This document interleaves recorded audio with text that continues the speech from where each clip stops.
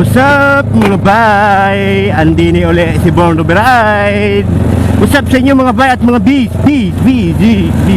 So mga bay, pauwi na tayo ng Cavite ngayon. Galing tayo ng tawag ito, San Juan, no?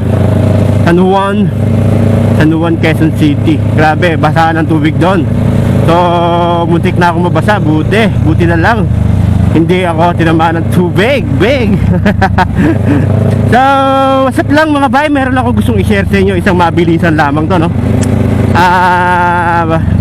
Base ito sa mga katropa natin at mga naging experience na rin, no?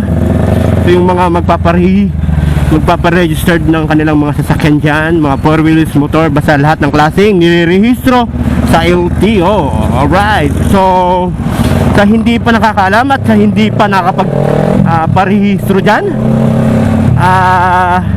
sa ngayon, dahil sa meron silang sinusulong na bagong tawag niyan, bagong sistema, no? Yung LTMS. Alright, so pag kayo ay magpaparehistro mga bahay, please magdala kayo ng valid ID, no? 2 valid ID kung kanino nakapangalan yung inyong irerehistro, no? Kasi kailangan na yun, hinahanap na talaga ng LTO yun. Alright, so sa ngayon medyo pahirap tong ginagawa nila, no?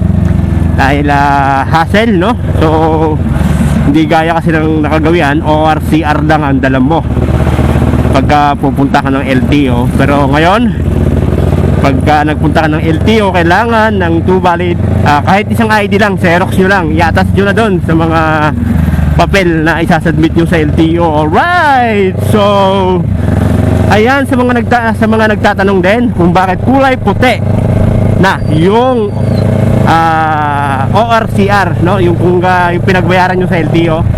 Yan na kasi yung bagong sistema ngayon, kaya be careful sa paghawak ng papel na yan. Mukha lang siyang xerox pero original na po yan, may barcode po yan. So kailangan magkasama po yung dalawa yan. Bali 2 pages kasi yan. Okay, no? So kailangan magkasama yung dalawa na yan, may barcode. Yan po ang ini-scan, no? Ini-scan.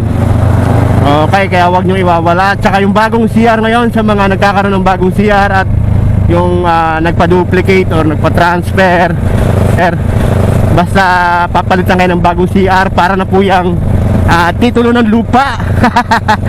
Para kang may award ka, titulo ng lupa. So ganyan po yan ngayon mga bay.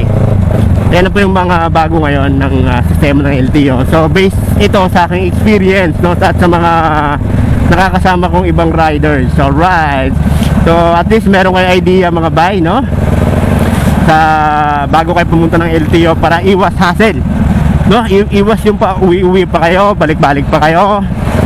Ayan, kaya yung may mga sasakyan dyan na hindi pa nakapangalang sa kanila at panggamit lang, rehistro ka lang, tapos kulang-kulang sa papel yung alam mo, walang mga ID. So gawan mo na ng paraan yan para magka-ID ka, no? So no. Alright, yun lang mga bay. At isa pang mahirap ba mga bay ay yung company, no? Yung under company yung sasakyan. So merong kapang gagawin na para kang mag-e-exam sa portal ng LTO.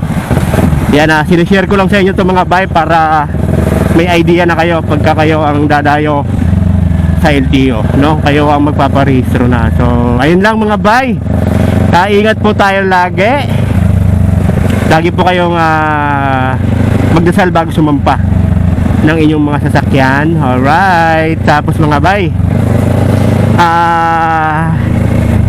ayun lang. So hope nagkaintindihan tayo mga bay.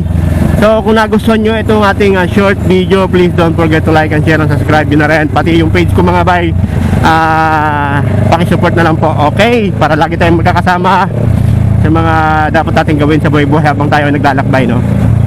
Ayan, hindi pa ako nakakapag-vlog gamit si Sniper dahil pinahiram ko muna sa katrabaho ko. Wala kasi siyang magamit, wala siyang masakyan, mahirap magbiyahe sa amin, mahirap mag-commute doon, kaya pinahiram ko muna si Sickboy. Ganun tayo kabait sa tropa, no? Ganun tayo kabait na tao, Yan. So yan lang mga bay, kita-kits tayo sa next vlog ko. Ito nga pala si Born to be Ride. Peace sa inyo lahat.